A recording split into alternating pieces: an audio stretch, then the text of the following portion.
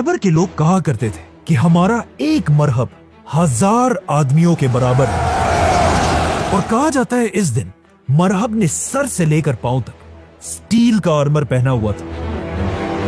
मरहब मुसलमानों की फौज के सामने आया और जोर जोर से मुसलमानों के लीडर को अकेले जंग के लिए चैलेंज करने लगे। तो ऑफ कोर्स मरहब से लड़ने के लिए मुसलमानों का लीडर सिर्फ 28 साल के अली रज़ियल्लाहु अन्हु आगे आए। हजरत अली को देखकर मरहब ने कहा, मैं हूँ मरहब, जिसे पूरा खैबर जानता है, كل خيبر يعرفني और जंग के वक्त में मैं ही सबसे बहादुर हूँ। في زمن المعركة أنا الشجاع। जिस पर हजरत अली ने उसे जवाब दिया और कहा, मैं वो हूँ जिसकी माँ ने उसका नाम हैदर रखा। أنا الذي سمتني أمي حيدر जंगल की शेर की तरह खतरनाक, مرغام آجام وليث القسورة जिसे देखकर दिलों में खौफ बैठ जाता है। عبل الذراعين شديد القصرة ये सुनकर मरहब हजरत अली की तरफ भागने लगा और जोर से हजरत अली पर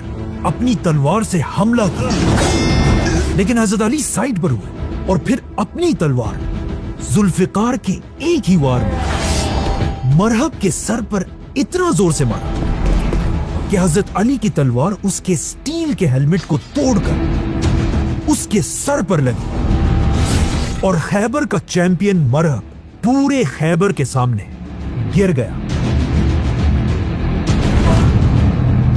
मरहब के गिरते ही मुसलमानों ने हजरत अली की लीडरशिप में खैबर पर ऐसा हमला किया कि मुसलमानों की फौज खैबर के किले के अंदर घुस गई और किले के अंदर ही जंग शुरू हुई, और इस तरह मुसलमानों ने खैबर का ये किला फतह कर लिया। और इस फतह के बाद मुसलमान खैबर का एक एक किला फतह करते गए और आखिर पूरा खैबर फतह हो गया। खैबर के किले के अंदर यहूदियों के सारे खजाने मुसलमानों के कंट्रोल में आए। इन खजानों में इतना ज्यादा सोना था कि इससे पहली बार मुसलमानों के हालात हमेशा के लिए बदल गए।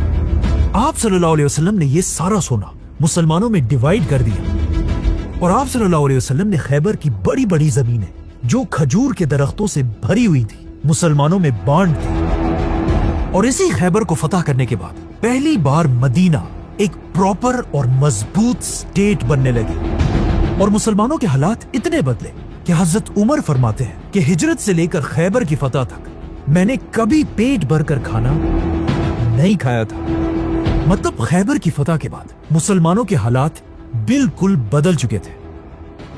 अब खैबर